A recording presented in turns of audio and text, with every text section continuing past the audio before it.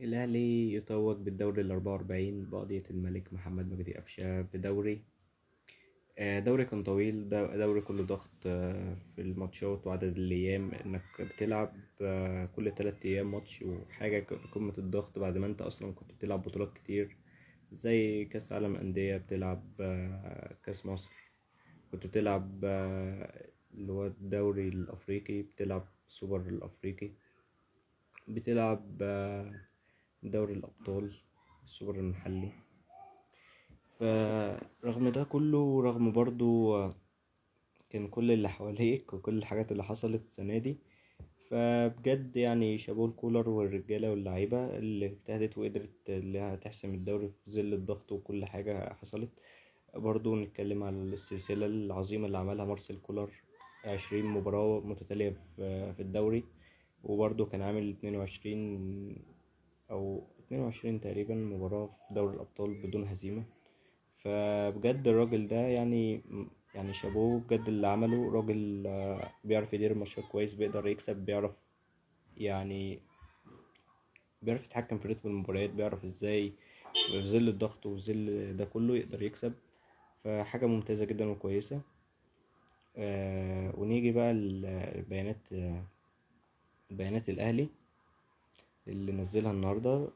يعني يعتبر اتكلموا على عدم استكمال كأس مصر، وانا بصراحة يعني مع الفكرة دي، لان انت لعبت كمية ماتشات وضغط بطريقة رهيبة، وانك برضو هتفضل كده اللعيبة بتاعتك لعيب ورا التاني هيتصاب، وهيبقى الفريق بتاعك يعني من هلك الماتشات مش يعني هتحس ان الفريق بتاعك قل كتير جدا. يعني احنا هو اخر مباراة سموحة كريم فؤاد اتصاب اهو، جاله صليبي، نتمنى له السلامة. من اللعيبة الرجالة اللي أدت في مكان مش مكانها، لعب مكان معلول وعمل موسم عظيم. ربنا يقومك بالسلامة يا كريم وترجع أفضل. ونيجي برضو الحتة التانية، اتكلموا برضو عن الصفقات وكده، ويعتبر الأهلي خلص مع يحيى عطية الله اهو. كويس إنهم ابتدوا يعني يجيبوا الحاجات اللي كولر عايزها، دي خطوة ممتازة. هيجيبوا يحيى عطية الله إعارة السنة دي، يعني برضو بنية البيع، يعني ممكن الأهلي يفعل يعني أو يشتريه تقريبا. فخطوة ممتازة جدا، وخصوصا إن الجبهة الشمال دي يعتبر بقت فاضية بعد حتى إصابة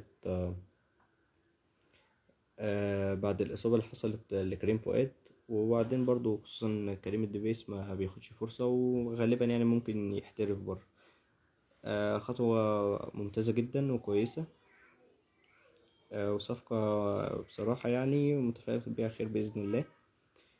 نيجي بقى برضو لحتة الأجندة الدولية وكده، الأهلي اتكلم فيها، دي حاجة كويسة إنك تودي اللعيبة بتاعتك في الأجندة الدولية، مش توديها مثلا قبلها وبتخسر كام لعيب وفي ظل الإصابات اللي بتحصل أصلا في المعسكرات. فحاجة كويسة. كل الدعم للنادي الأهلي في اللي جاي. وحابب أعتذر عن إن الفترة اللي فاتت ما كنتش بطلع وكده، بس هو شغل بقى وتعب، فبجد يعني آسف. السلام عليكم.